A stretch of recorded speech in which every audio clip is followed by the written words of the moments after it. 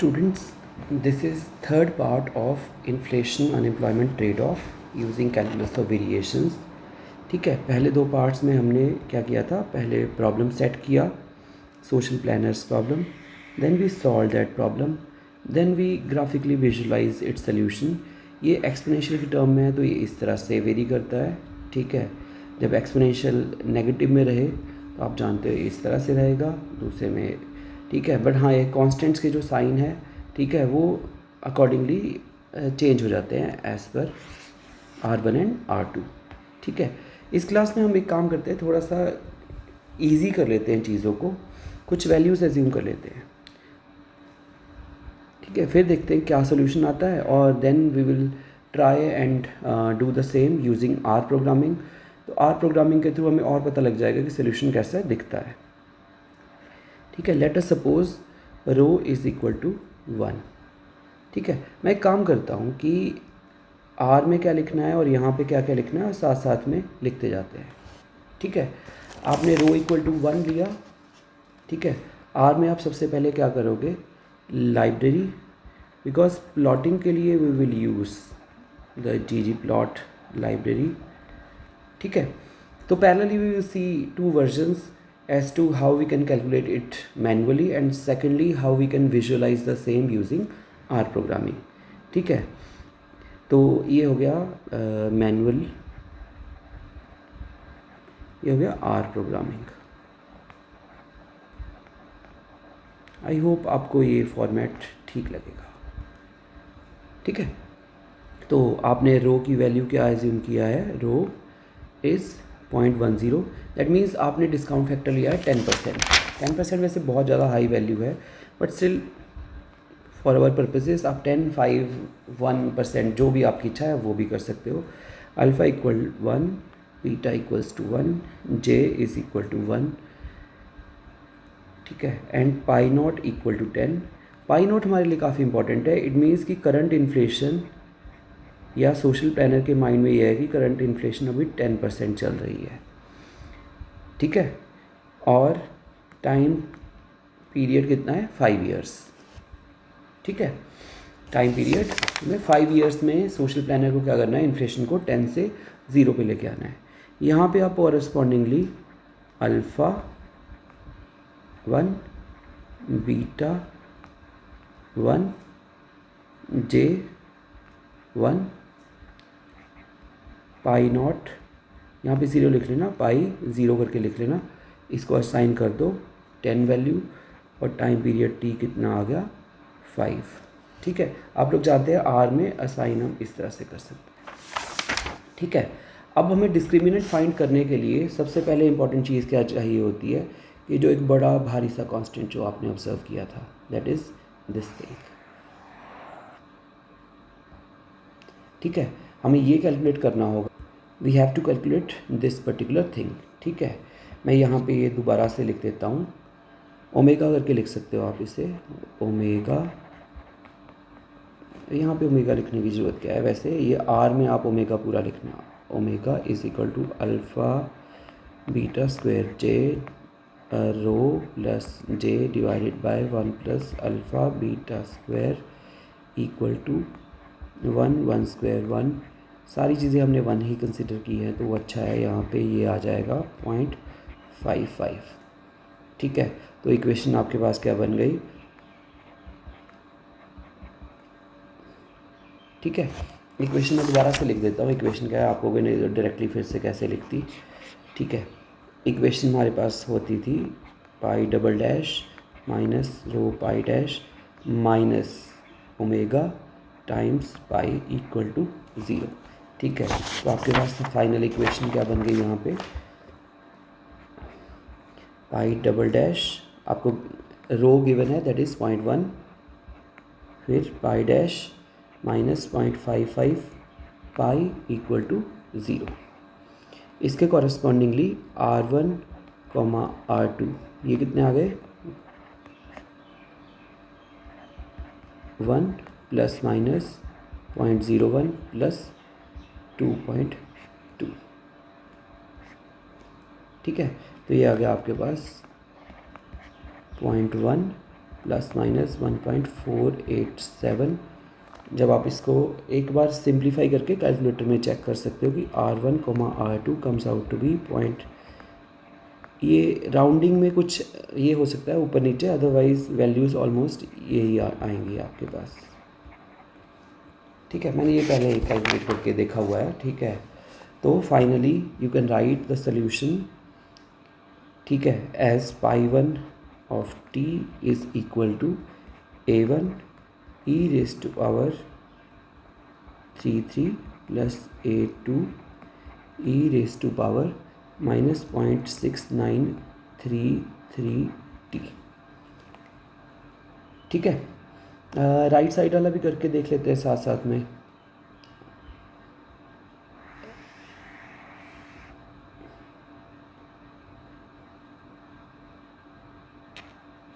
इसको इस तरफ कर लेते हैं। ठीक है, राइट वाला भी कैलकुलेट करके देख लेते हैं कि एटलीस्ट ड्रॉ करने से ऊपर वाली स्टेज तक एटलीस्ट पहुंच जाते हैं।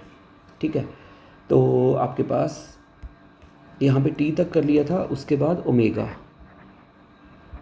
आपको ओमेगा कैसे कैलकुलेट करना है, आपने जो जो ये चीज़ें हैं ना, अल्फ़ा, यहाँ पे क्या अल्फ़ा, यहाँ पे लिखना है alpha multiplied with beta raise to power 2।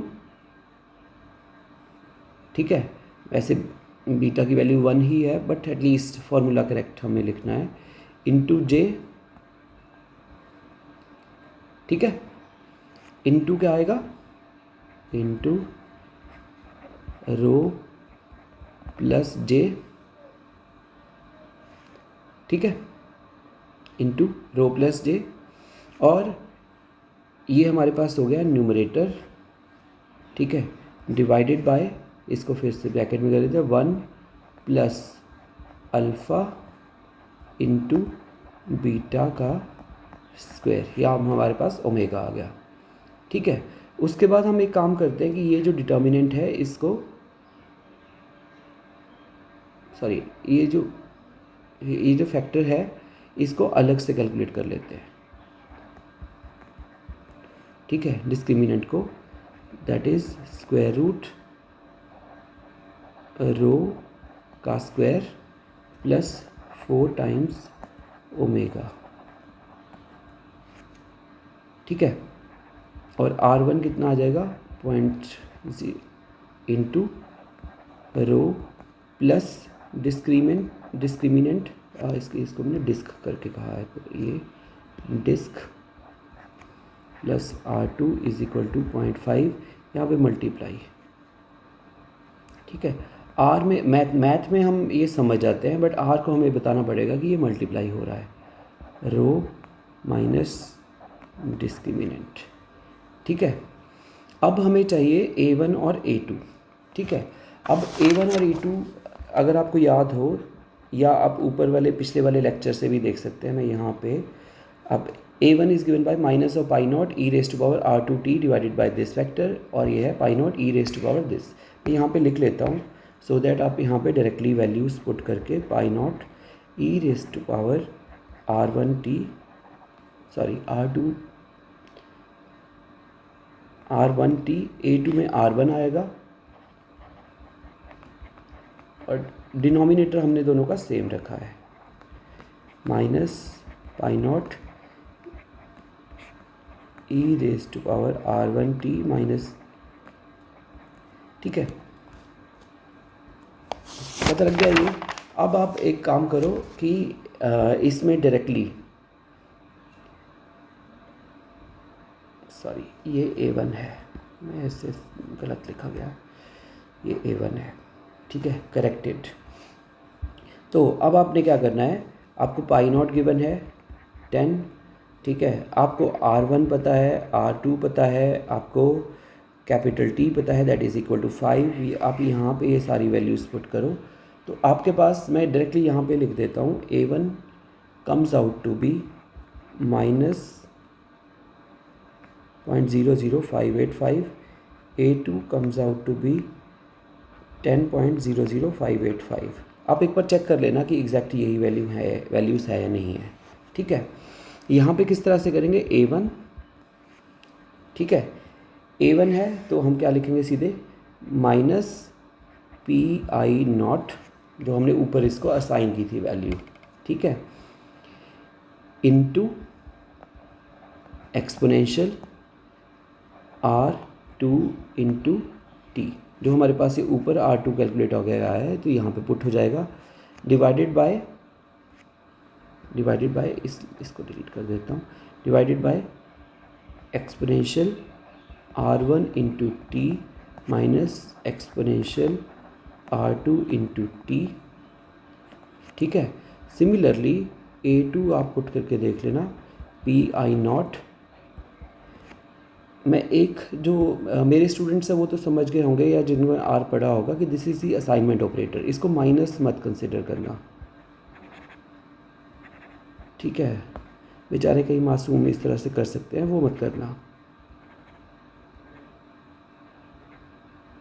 ठीक है। इस तरह से इसके बाद अगर आप पुट करोगे एक्सपोनेंशियल R1 इंटू टी, ठीक है, सिंपल है। आप देखोगे कि आर को हम एक कैलकुलेटर की तरह यूज़ कर रहे हैं, ठीक है, जो भी हमारे पास फार्मूलाज है उसमें डायरेक्टली वैल्यूज़ हम पुट कर रहे हैं, exponential minus exponential R2 into T, ठीक है। इससे हमारे पास A1 आ जाएगा, A2 आ जाएगा, R1 आ जाएगा, R2 आ जाएगा। जस्ट एक वेरिफिकेशन के लिए मैं यहाँ पे ना रेड से लिख देता हूँ कि आपको ये कंफर्म रहे कि क्या वैल्यूज़ आई हैं। तो आप एक बार प्रिंट करके देख लो कि R1 R2 और A1 A2, ये आपके पास वही वैल्यूज़ आई हैं जो आपने लेफ़्ट साइड में कैलकुलेट की हैं, ठीक है। इससे आपके पास प्रिंट होके उसमें आउटपुट में आ जाएगा कि हाँ आर इन चारों की वैल्यू आ जाएगी। ये सी हमने इसलिए लगाया because we want to print a list, ठीक है।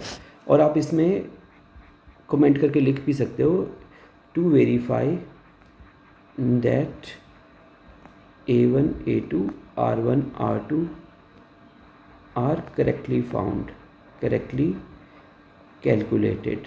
अब करेक्शन आप चाहे आर की चेक, अगर आपको लग रहा है आप सही हो तो चेक कर सकते हो आर ने सही किया है, और आपको लग रहा है आर ने तो सही किया होगा, आप अपनी फाइनल कैलकुलेशन चेक कर सकते हो, ठीक है। अब हमारे पास सॉल्यूशंस आ गए हैं। नाउ यहाँ पे हमारा कैलकुलेशन वाला काम हो जाता है, बट वैसे मैं ना यहाँ पे फाइनल सोल्यूशन एक बार लेफ्ट हैंड साइड पे भी लिख देता हूँ, फिर आर में हम देख लेंगे कि इसको ड्रॉ कैसे करना है, ठीक है।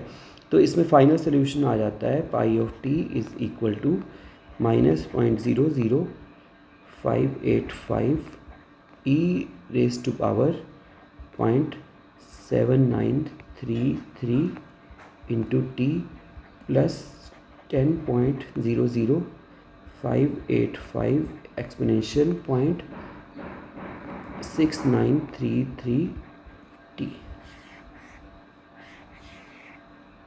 ठीक है। आप इसको ड्रॉ करके या पुट करके भी देख सकते हो। तो t इक्वल टू 0 पे वैल्यू 10 है। आप वैसे ही अपने सेटिस्फेक्शन के लिए t इक्वल टू 1 2 3 4 और 5 में पुट करके देख लेना, इससे ये भी वेरिफिकेशन हो जाएगी कि आपने जो फाइंड किया है फंक्शन वो ठीक है या नहीं है, whether it is finding you an optimal path और नॉट, ठीक है।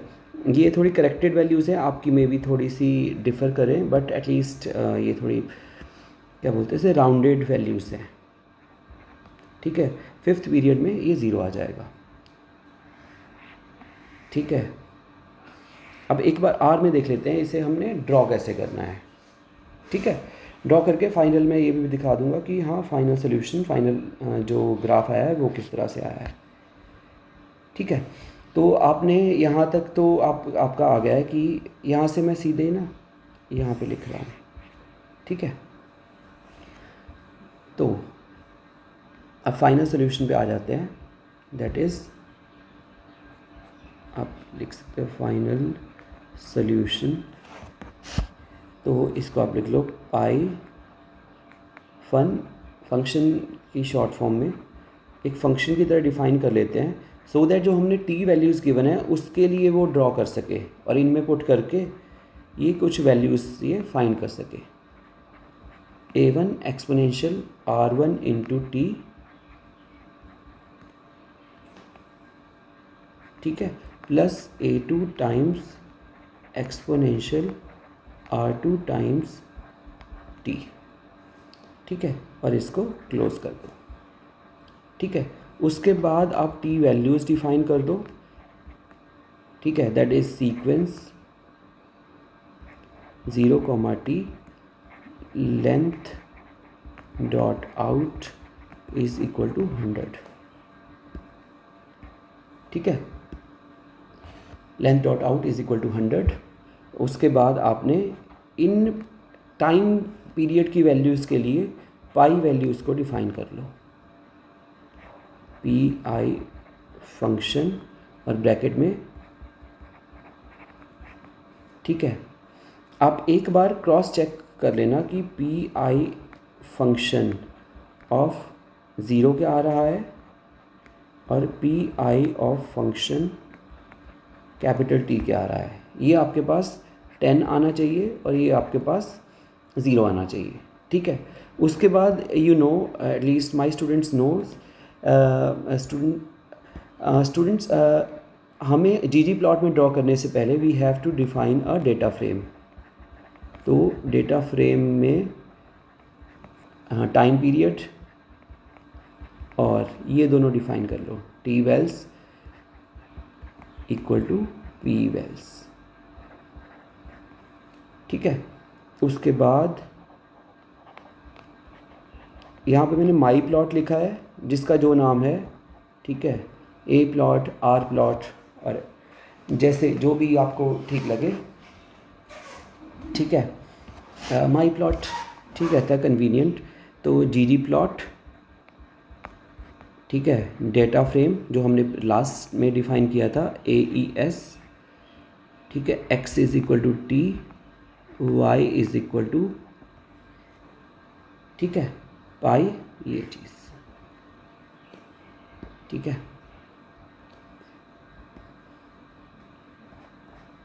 फिर उसके बाद किस तरह का ये होना चाहिए ग्राफ, जियोम अंडरस्कोर लाइन, ठीक है, line width is equal to 1 plus, ये प्लस प्लस करना मत भूलना, जी प्लॉट में हम प्लस प्लस रखते ही हैं, अदरवाइज़ ये फंक्शन, ये पूरा कोड रन नहीं होगा, मतलब एटलीस्ट ये वाला जो पोर्शन है, ठीक है।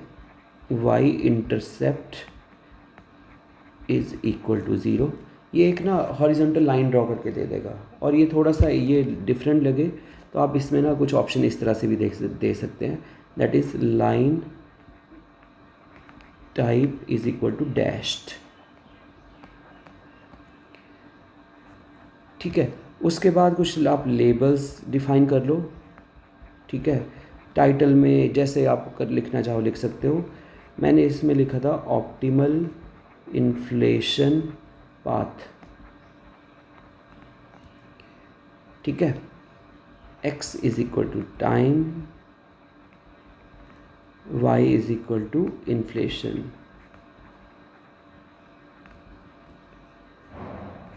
ठीक है। थीम आपको जो इच्छा हो वो रख सकते हो, मैंने किया था इसमें थीम मिनिमल, आप ब्लैक एंड वाइट रख लो जैसे आपका मन करे, ठीक है। तो मेरे पास जी प्लॉट यहाँ पे ड्रॉ होके आ जाएगा। लास्ट स्टेप में आपने क्या करना है, उस प्लॉट को सेव कर लो।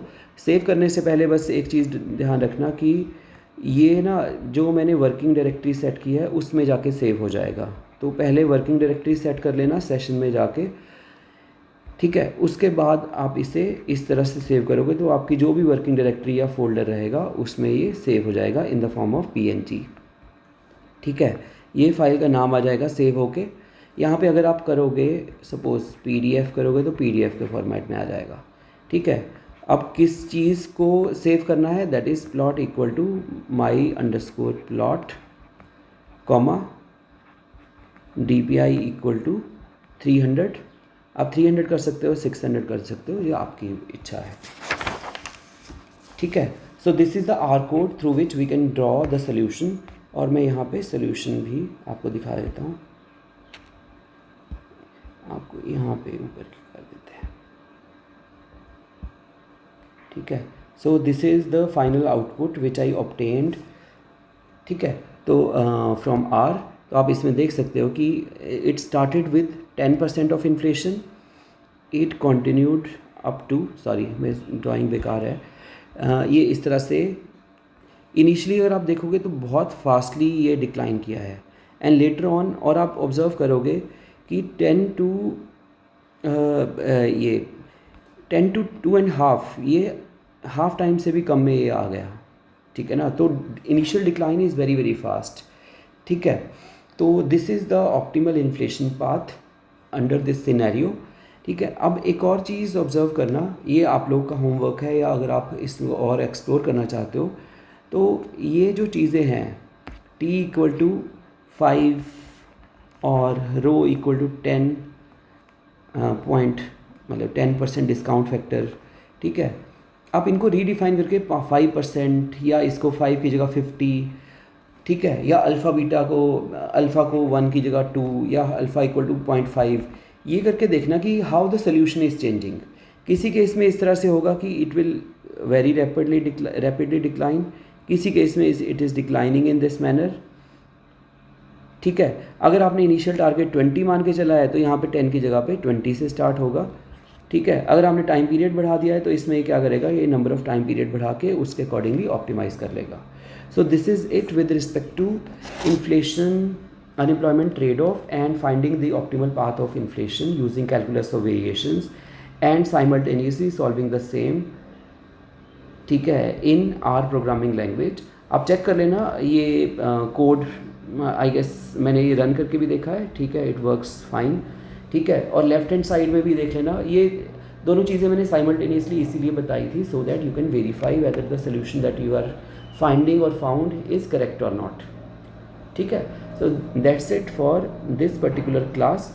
Let's meet in the next class with problem of dynamic monopolistic firm, ठीक है। Thank you.